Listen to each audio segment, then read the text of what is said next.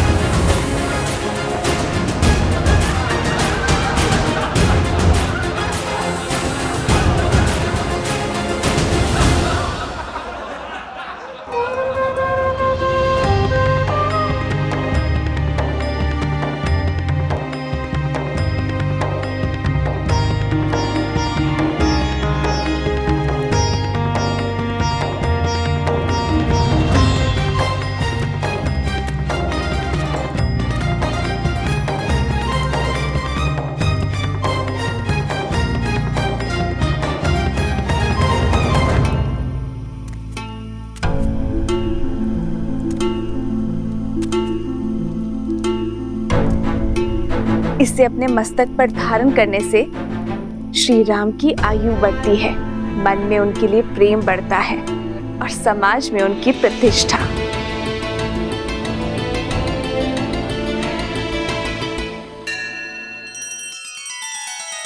श्री रामचंद्र कृपालु भजु मन हरण भव भय दारुणम नव कंज लोचन कंज मुख कर कंज पद कंजारुणम। सिया राम, सिया राम, सिया राम, सिया राम, सिया राम, सिया राम।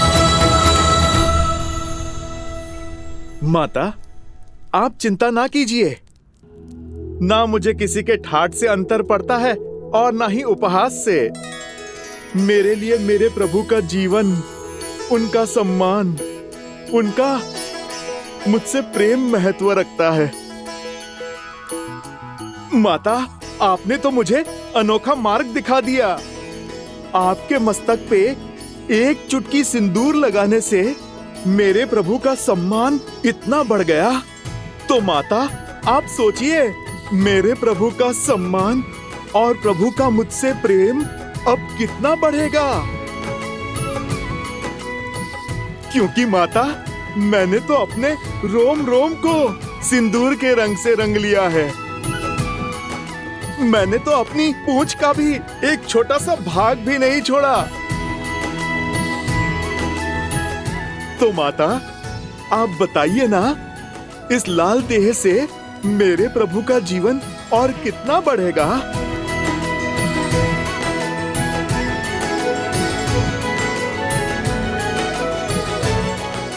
तुम्हारा प्रेम, तुम्हारी श्रद्धा, समर्पण अनंत है, अमर है हनुमान।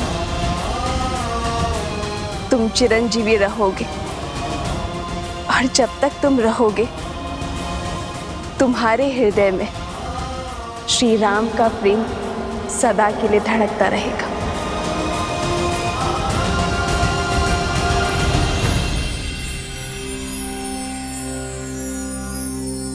श्री गुरु चरण सरोज रज निज मनु मुकुरु सुधारी बरनौ रघुबर बिमल जसु जो दायकु फल चारी।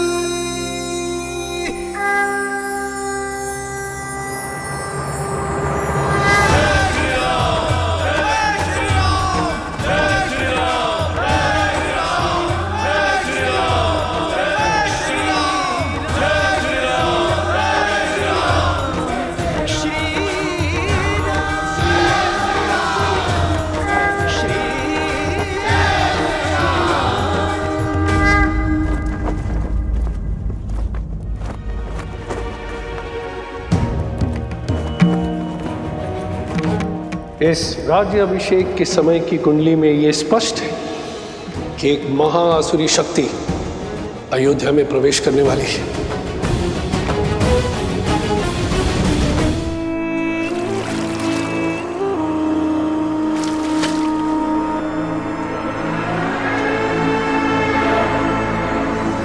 राम, न तुम जीते हो और ना ही ये युद्ध समाप्त हुआ है। युद्ध तो अब पूरी तरह आरंभ हुआ है। मैं तन पर वार नहीं करूंगा राम, मैं मन में घुसकर वार करूंगा। बोलो, कैसे करोगे मेरा संहार? रावण की नाभि का अमृत सूख गया, किंतु प्रजा के मन के विचारों का मैं कभी नहीं सूखता। उसका सामना कैसे करोगे? कैसे करोगे अयोध्या की प्रजा का सामना राम?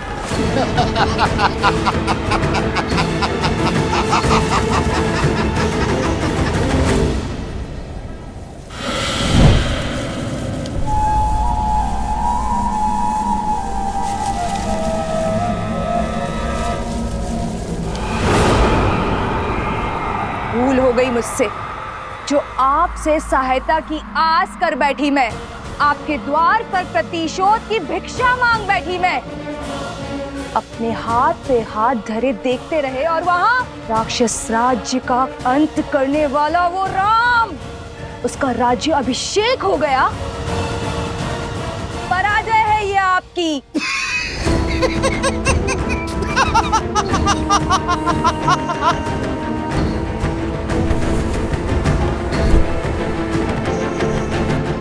मैं जितना अधिक पराजित होता हूं, मेरा विजय पर उतना ही विश्वास दृढ़ होता जाता है। जानती हो असुर सदा पराजित क्यों होते रहते हैं? क्योंकि उन्हें अपनी शक्ति का तो बोध है, किंतु शत्रु की दुर्बलता का बोध नहीं है।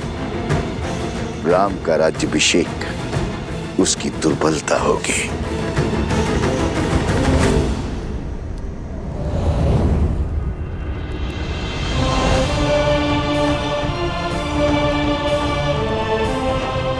प्रणाम आचार्य। प्रणाम महर्षि। राज्य अभिषेक की कोटि कोटि बधाई हो अयोध्यापति, किंतु हर बधाई के साथ एक चुनौती जुड़ी होती। आपने पापियों का संहार तो किया, पाप का नहीं। दशानन को मारा, मगर उसकी सोच को नहीं।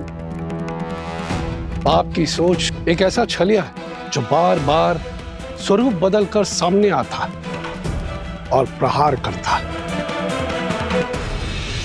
मैं वार करूंगा तो राम, प्रतिकार करेगा। मैं युद्ध में विश्वास नहीं रखता।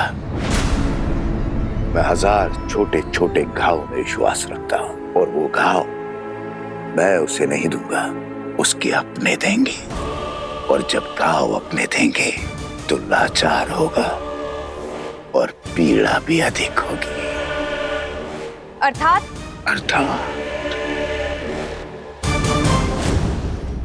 जब शत्रु वार करता है तो व्यक्ति दिल मिलाकर उसका प्रतिकार करता है, किंतु जब संतान वार करती है तो व्यक्ति घुट-घुट कर मरता है।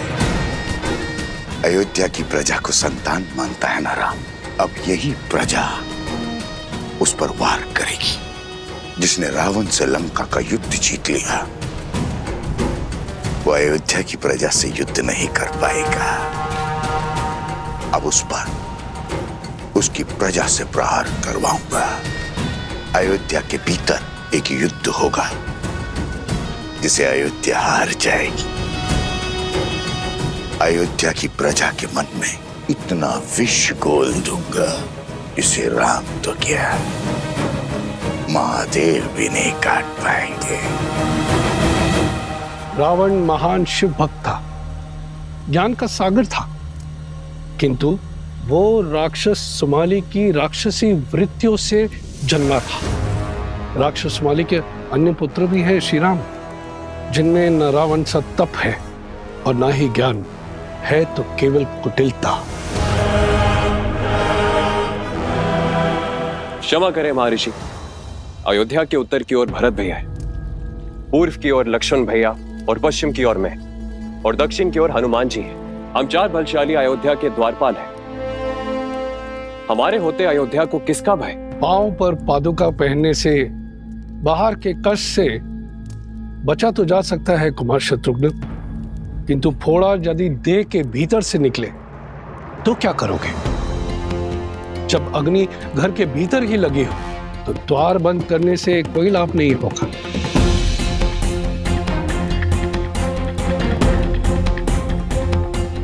रावण के पापों का अंत तो हुआ है, लेकिन उसकी सोच का नहीं। जो विपदा आने वाली है उसके अस्त्र तलवार या भाले नहीं, असत्य, लोकवाद, झूठी निंदा, ये सब उसके अस्त्र है।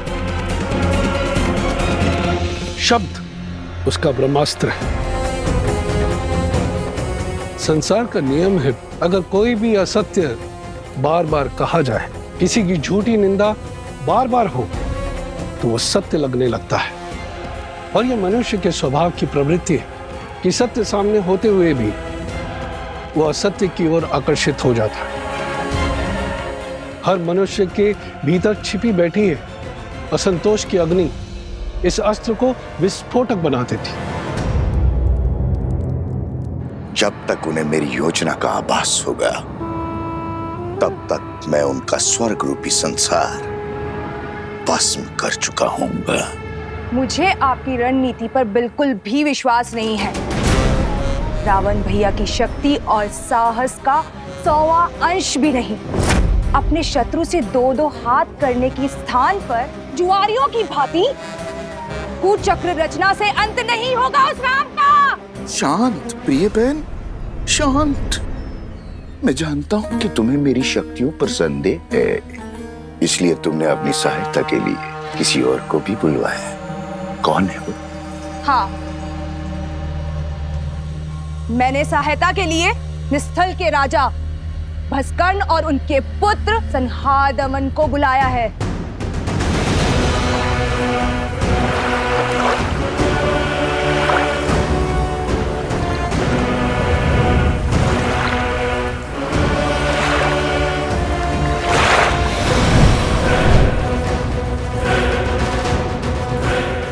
ये महाअसुर भस्कर्ण के सैनिक हैं। आप मेरे साथ? तुम्हारे महाराज को वरदान है कि जब तक वो जल में, वायु में या पृथ्वी पर खड़े होंगे उनका वध करना असंभव है। हाँ।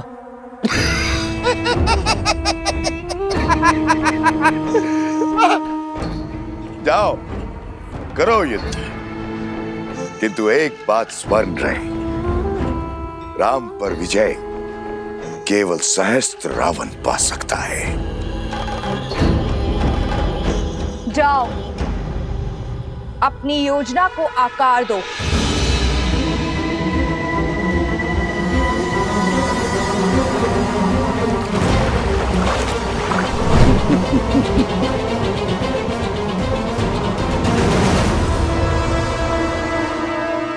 शूर्पणखा, सच है क्या और ब्रह्म क्या है, यह प्रश्न सदा से अमर खड़ा है। सहस्त्र मुखों की सहस्त्र बातें, इनसे भला कौन लड़ा है। आप यही गाते रहो और मैं अपना कर्तव्य निभाती हूं।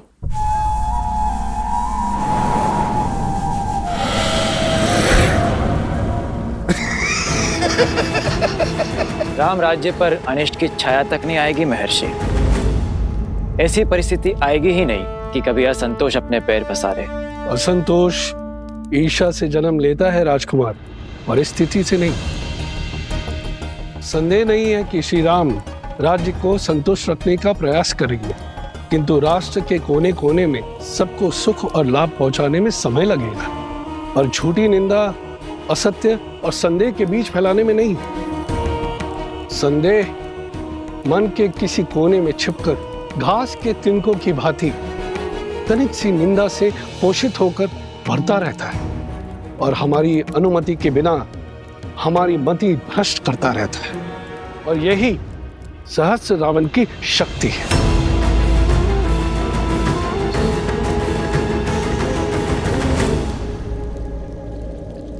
मैं राजनीति नहीं, भविष्य जानना चाहता हूं महर्षि। क्या छुपा है भविष्य के गर्भ में? अव्यवस्था, अराजकता, विजय भी होगी, किंतु भयंकर पीड़ा और संघर्ष के बाद। मानव जीवन तो है ही दुखों और संघर्षों का सागर, इससे भय क्या? मैं तो अयोध्या के विषय में पूछ रहा हूं महर्षि। मैं भी अयोध्या के विषय में ही बता रहा हूं राजन।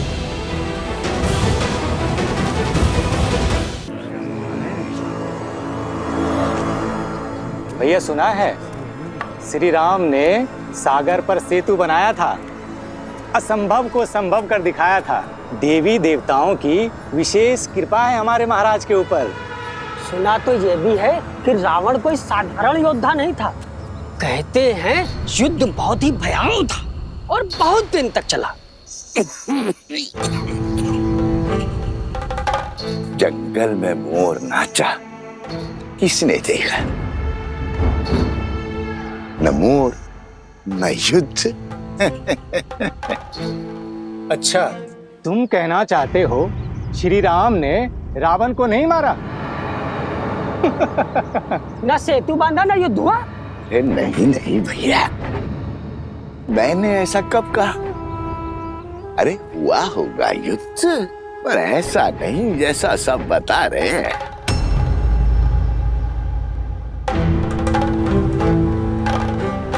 सागर तो पर्वत निगल लेते हैं, और उस पर यदि रावण इतना बलशाली था, 10 लोगों का स्वामी था, तो क्या वो सागर पर पुल बांधने देता?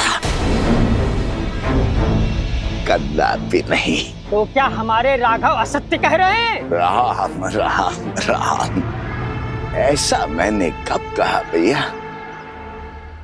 अरे श्री राम गए होंगे लंका और रावण को ललकारा होगा, और रावण भी आ गया होगा रणभूमि में, और श्री राम ने एक बाण से उसका वध कर दिया होगा, बस।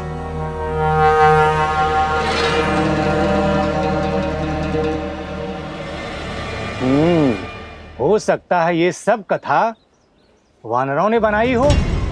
ऐसे ही बात का पतंगड़ बना दिया होगा। सत्य वचन भैया, सत्य वचन। ये कहानी अवश्य वानरों ने बड़ी बनाई है। श्री राम तो रघुकुल वंशज है, सोचा होगा श्री राम की यश की गंगा में हाथ धो लेते हैं।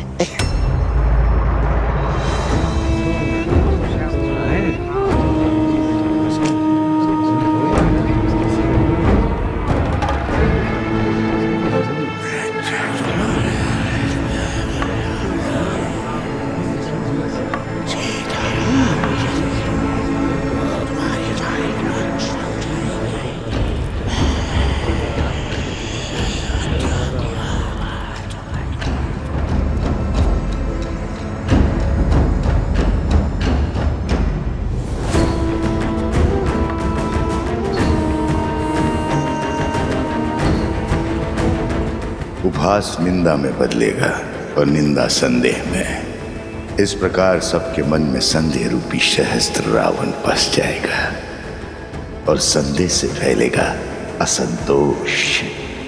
अब राम को मारने के लिए किसी शस्त्र की आवश्यकता नहीं।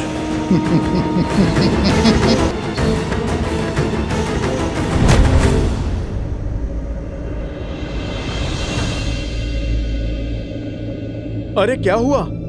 तुम सब इतने विचलित क्यों हो? राज्य में विचित्र सी बातें फैल रही हैं कि हम युद्ध की अनुचित कथाएं बता रहे हैं, असत्य कह रहे हैं। आप ही बताइए, हम प्रभु श्री राम के शौर्य का झूठा वृत्तांत क्यों सुनाएंगे? क्या आपकी वीरता कोई गाथा है? अर्थात पाप ने अपने पग पसारना आरंभ कर दिया है। कौन है जो इस असत्य का डंका बजा रहा है? मुझे उसे खोजना ही होगा।